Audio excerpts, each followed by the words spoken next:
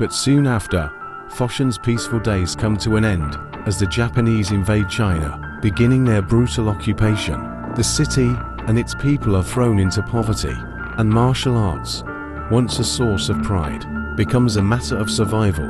IP Man's wealth and status vanish as his home is seized, and he's forced to live in poverty with his family. The situation is dire, but despite the hardship, IP Man remains steadfast, working in coal mines to support his family.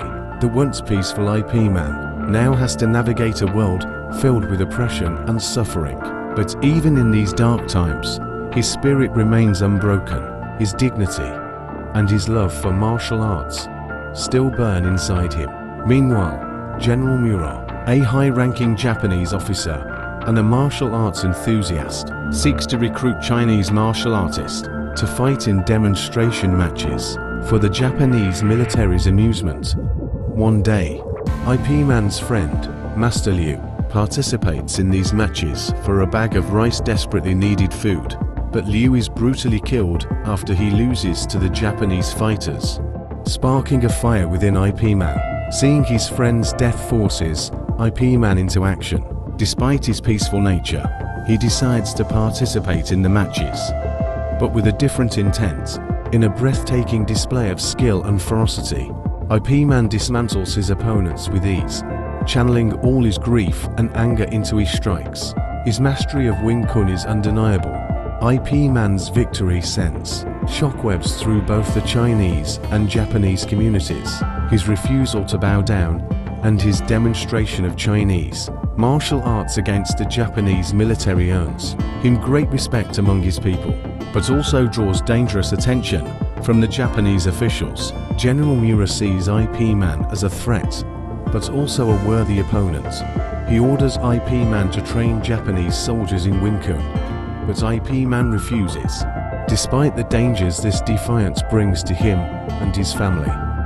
Eventually, the tension comes to a head as General Mura demands a public duel with IP Man. The stakes are high. If IP Man wins, it will be a blow to Chinese pride, but if he loses, it could mean death.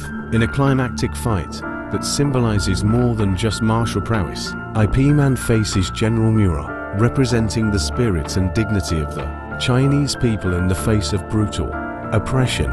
With every move, IP Man not only defeats Mura, but also demonstrates the resilience and honor of his people.